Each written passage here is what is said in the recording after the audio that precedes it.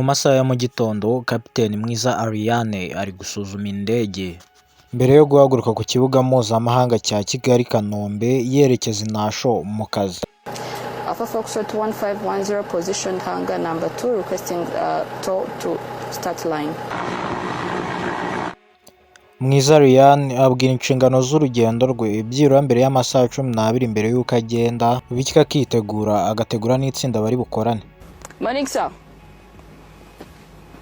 Tugiye kuva hano tugiye Nasho. Indege iri tayari? Namwe muri tayari? Uyu munyarwandakazi Mwiza Ariane avuga ko ishyaka bafite mu kuzuza inshingano ze zikomoka kuba yarakuze yumva ababohoye u Rwanda, bityo akifuza kuba nka bakuru be ndetse na basaza be agatanga umusanzu mu kubohora igihugu. Zari inzozi nagize kuva kera nkiri mutoya, aho nifuje gufatanya na basaza bacu ndetse n'abakuru bacu babohoye igihugu, nanjye numva naza nkafatanya nabo muri ako kazi. Nifuza kuba umupilote, ari byo niga amasomo ajyanye na siyanse, ndetse ngira amahirwe ndayatsinda neza, nza kuza mu gisirikare cy'u Rwanda. Kapiteni Ariane ashimangira ko yaje mu ngabo z'u Rwanda afite intego ihamye.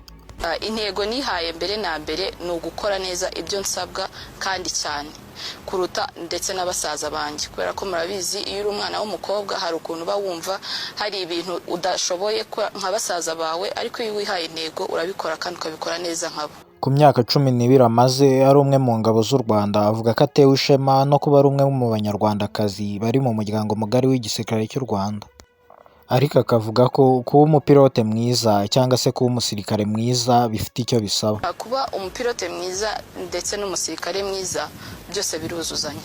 Kuba umusirikare mwiza biguha kuba umupilote mwiza. Kuba umusirikare mwiza bigusaba kugira discipline mu kazi kawe. Kuba umupilote mwiza bigusaba guhora wihugura mu masomo ya piloting nk'ayo dukora muri kano kazi kacu, kubera ko tekinoloji zihora zihinduka, ugomba guhora wihugura mu kazi kawe kugira ngo uhore uri up to date.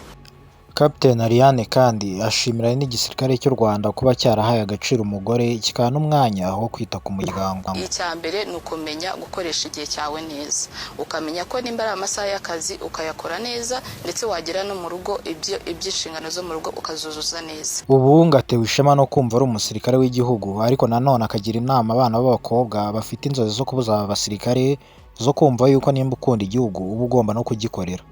Nibaze dufatanye gukorera igihugu cyacu, kubera ko nko natwe twakoze ako kazi kakagenda neza, kwa gufatanya n'abakuru bacu ndetse n'abasaza bacu bakatwerekera urugero rwiza, nabo tuzabafasha bakora akazi kabo neza. Icyo nshimira RDF ndetse n'igihugu cyacu cy'u Rwanda ni ukuba cyarahaye amahirwe umwana w'umukobwa ndetse n'umudamu kuba yakora ikintu cyose yifuje, uretse kuba ari mu gisirikare ndetse no mu zindi nzego, yaba muri finance ugasanga harimo abadamu ndetse n'abakobwa, muri education ugasanga harimo abadamu n'abakobwa, ndetse muri sciences mu bijyanye na sciences yaba kwiga cyangwa se gukora muri ibyo ngibyo byose ugasanga harimo umwana w'umukobwa. Icyo nicyo nshimira leta y'u Rwanda ndetse na RDF nkorera.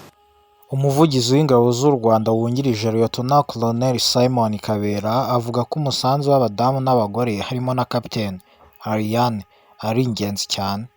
Uruhare rwabo rutuma inshingano za RDF zo kurinda ubusugire n'umutekano w'igihugu bigerwaho kandi ku buryo bwiza. Urugero nka Kapiteni Ariane kuba atwara indege za gisirikare bivuze ngo ashobora gutwara n'izindi. Icyo ni ikimenyetso kigaragara yuko abakobwa bafite ubushobozi, kandi iyo mirimo ngira ngo ababizi nuko bayikorana n'abasaza babo, ugasanga umwe ni pilote undi ni copilote. Twakoresheje isaha iminota 30 kugenda n'indi 30 kugaruka, urugendo rwagenze neza.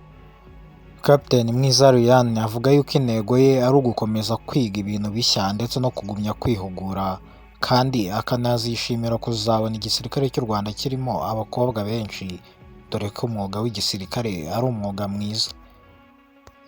Uyu ni nawo musozo w'ikiganiro naguteguriye njye wakikugezagaho, nitwa Kwibuka Longe. Nimba ari ubwa mbere wari wisanze kuri uno muyoboro wacu wa YouTube, ntugende udakanze subscribe. Amahoro y'Imana akomeze kubana namwe mwese.